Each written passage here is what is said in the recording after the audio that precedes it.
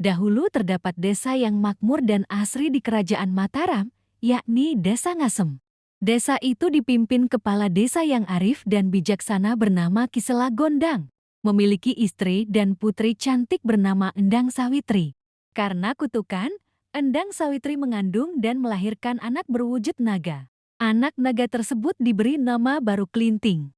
Malangnya, Baru Klinting pergi ke Gunung Telomoyo untuk bertapa demi melepaskan diri dari kutukan. Ada beberapa warga desa Patok yang tengah berburu tidak melihat wujud keseluruhan Baru Klinting.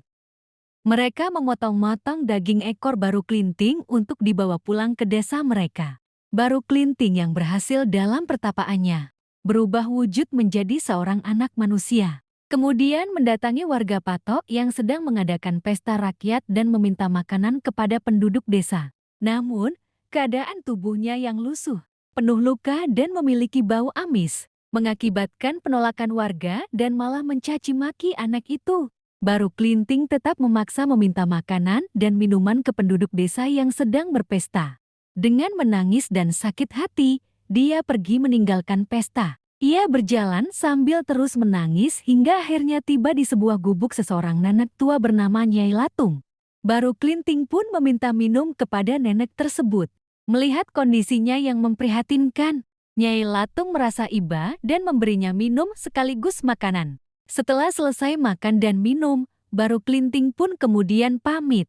Sebelum pergi, ia berpesan kepada Nyai Latung agar naik ke atas lesung ketika mendengar bunyi kentongan. Baru Klinting kemudian kembali ke keramaian pesta dan menantang warga mencabut sebatang lidi yang tertancap di tanah. Ajaibnya, tak seorang pun mampu mencabutnya, bahkan orang dewasa yang paling kekar sekalipun. Hanya Baru Klinting yang berhasil mencabut lidi itu. Lalu keajaiban pun terjadi. Lubang bekas tancapan lidi tersebut menyemburkan air yang sangat deras. Semburan air makin lama makin deras dan menjadi air bah yang besar. Sontak kejadian itu membuat penduduk desa panik dan membunyikan kentongan sebagai tengara bahaya. Air bah mulai menggenangi desa Patok. Semua penduduk berlarian menyelamatkan diri. Di tempat lain, Nyai Latung mendengar bunyi kentongan dari kejauhan dan teringat pesan Baru Klinting untuk segera naik ke atas lesung.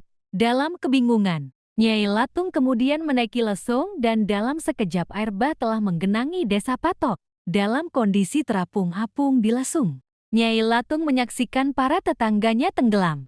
Setelah beberapa lama, lesung Nyai Latung terbawa menepi sehingga ia dapat naik ke daratan. Ia baru menyadari bahwa hanya dirinya lah yang selamat dari banjir bandang tersebut. Dalam termangu, ia memandangi air bah di hadapannya menjelma menjadi hamparan rawa. Akhirnya Nyai Latung memutuskan tinggal di pinggir rawa tersebut. Ia menamakan desa yang tenggelam itu dengan nama Rawa Pening yang berasal dari genangan air bening yang membentuk rawa.